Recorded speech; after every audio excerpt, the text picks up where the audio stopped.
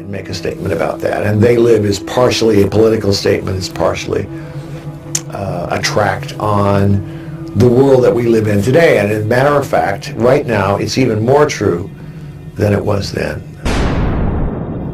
We are manipulated by a lot of media around us. We are consumed by consumerism. And as you can see in the recent events in this country, they are still among us. They do live, indeed. It's really interesting. The movie They Live, when it was made, was more about Reaganomics at the time. But with as the music lulls you to sleep, conspiracies, one of the things that the movie has done is it's taken on a life of its own. It never gets old as we see the world evolve and try to make us a little chip. The same thing's happening over and over again. You watch They Live, and it gives you, it's kind of like the Cliff Notes for what's going on. John Carpenter, when we shot the scene with the homeless people, he actually used the homeless people there. John is a big activist, and I give him all the respect in the world for that. Turning out and showing what the world's become. I don't know why America has homeless people. It's terrible, but this is the kind of thing that needs to be exposed to America. They need to know, they're trying to put us to sleep. I'm a born rebel. You know what, with They Live and the mind control and everything that's going on, there's one thing that can escape people. If you don't have somebody personal to you that has been harmed by not only by the conspiracies and all the tributaries that lead to that, run off that. If you don't have someone close to you shaking at nighttime because he got blown up twice, went over again and got blown up 2 times, then it doesn't mean so much to you. Every time we want to go to war, send your boy to war. My boy's already been there. And it becomes with the mind control, trying to dumb down the society, drugging society, putting stuff, it's a major conspiracy for a new world order. It's no doubt about it in my humble opinion. There's no doubt about it that the world is trying to evolve into something. This is just my humble opinion. Sure. The world has to go someplace. Okay, we've got so many countries around the world fighting that the world has to get together in some kind of way, in some kind of fashion, instead of killing people, killing children for oil. I had one idea that crossed my mind was, as soon as they let us see the aliens, we'll all get together because it'll be us against them. And you need some kind of shock value like that. Either that or we're going to self-destruct. I think that in all cultures, people are basically very good-hearted. It's just the extremists or the people that are running and pushing the buttons. I think that they want one governmental force to govern the world. It's just that everybody's got their own agenda. You can't get that done unless Gandhi's around. You can't. We can't get everybody on the same page. Well, another idea is if we all spoke the same language, it'd be kind of cool because communication is gone. And then we can't tell when they say obey. We were mad at Russia for how long? But I've been there, and they're pretty nice people. They don't want to, over the Cuban Missile Crisis, if you go back and look at it, Russia didn't want to start a nuclear war. Pretty good people around the world. So what is the world trying to evolve to? We have so many different people, and there's zero population has not happened yet, and we're growing and growing. Like China, what are you doing, China? The thing in Syria, what's China doing? Why are we sending our boys? Somebody else sending it boys. What's the UN doing? So what do I believe is trying to happen? I believe that a lot of people with their own agendas are trying to come around and make one government to govern the entire world. They're targeting the kids, and they're telling them how to think. They're dumbing them down in school. For instance, when my kids were in school, they had like no paper days. They didn't have paper to write on because of a shortage, or they'd pull the teachers. And that's a real heat getter for a dad who makes a living wrestling with his body. When I go to feed my family, and all of a sudden you've got a school that has no paper for my kids. So why do you have no? Well, you see, it all starts with the kids. And as you get older and a little wiser, you're harder to fool. But you put up another pop idol for the kids. Put up another piece of music that maybe is nothing but vulgarity for the kids. You know, bang it into them. About, I think, early 60s, they had a TV called the Brunswick. And the people that bought it, Dad would go to work, Mom would be there, and Dad would come back home, and all of a sudden she bought 20 pounds of dog food, but they don't have a dog. And they found out that there was a little button in the TV called the Brunswick. And when the commercials came on, they did something that shot out these waves and made you buy. That's in the early 60s.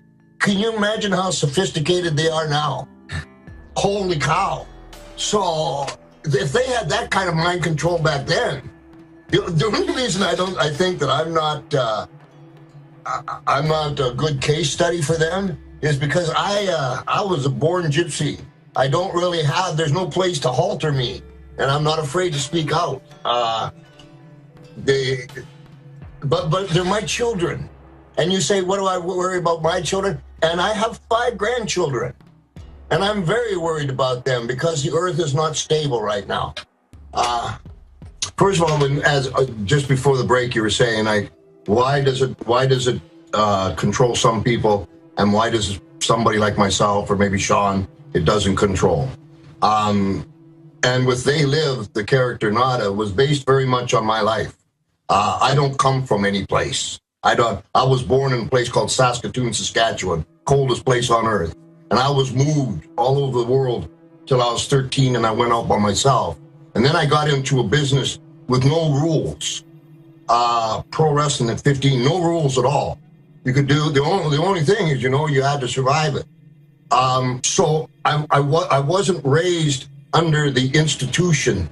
I wasn't there to program every day. They got to hit you every day. I understand on the signs, but in my particular case, my job was to make you angry. And so I was doing a lot of subliminal things in my interviews. And from my own business, I know what it is to control somebody. It's like when the radio first came out, and people that would sit by the radio and what was it, Seabiscuit, would listen to the race, or Joe Louis was Max Schmeling, I can't remember the other guy's name. The boxing. Yeah. They would all tune into the radio because it was like this unbelievable device. And then when television came on, one of the hottest shows was pro wrestling because it was easily produced, and it's an international language. But within my ranks, there are no rules, so you can't program me. And then once you get a little older, and I've seen people that are programmed, you learn how they do that. And it becomes evident that the different things that they do in the government, questions you're not allowed to ask. The discourse is always they, right? And the funny thing is, they live. Who is they? People always say, who is they? The conspiracy theorists, we're always saying they. And what's interesting about what you're saying and what Rod was saying, all of us, I think, come across this corruption at some point in our lives, right? And it's not just the fact of traveling is amazing. Obviously, when you get brushed with the streets, it's amazing. But at the end of the day, we all come across corruption. We all see the corruption in the police force. We all see corruption in schools, in our own family, right?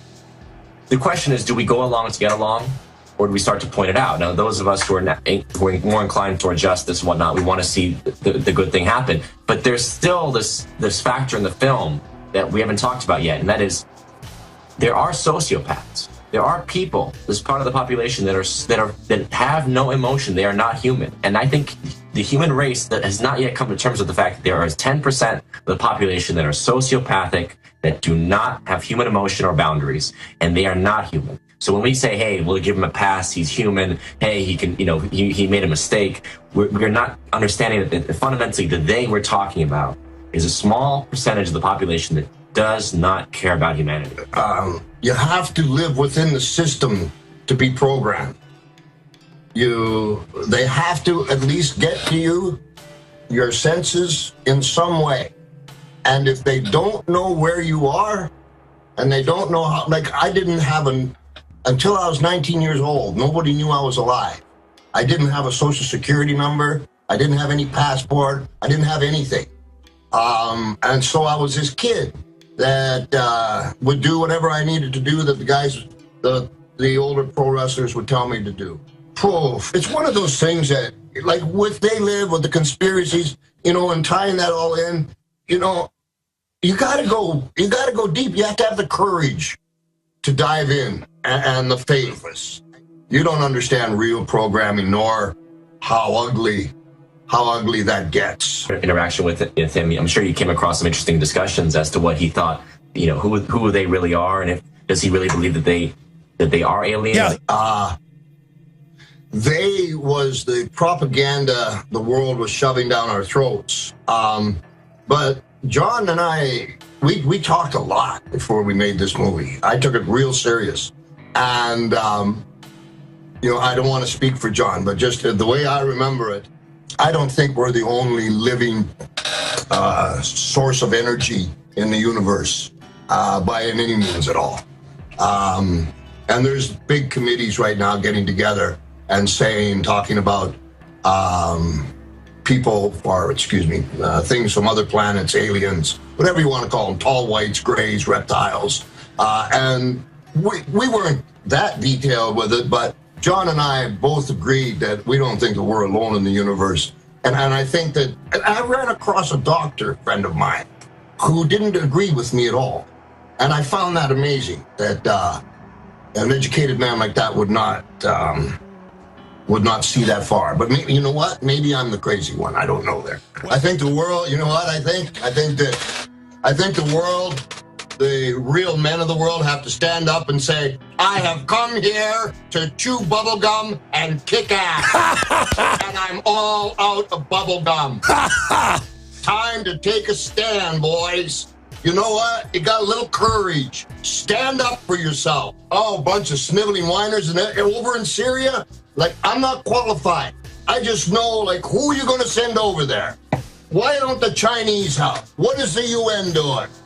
And I saw those pictures. I'm not qualified, but I got 4 kids, and I got real angry. And that they had a huge portrait from, like, the Holocaust to chemical weapons, and then they took the picture down. So I understand what you're saying. Again, you need to stand up against they. And yes is the answer. Coming into that tunnel, it's like where the Illuminati have their meetings. Anything that you know anything about those meetings? Do I know anything about them? I like to go in there and say hi to those guys.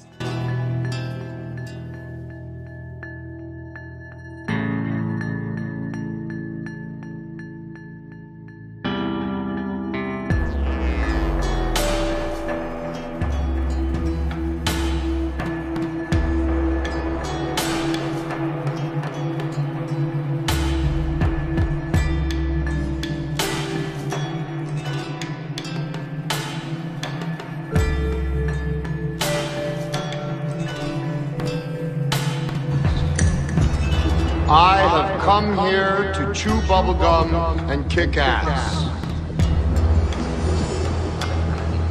And I'm all out of bubblegum. I'm giving you a choice. Either put on these glasses or start eating that trash can.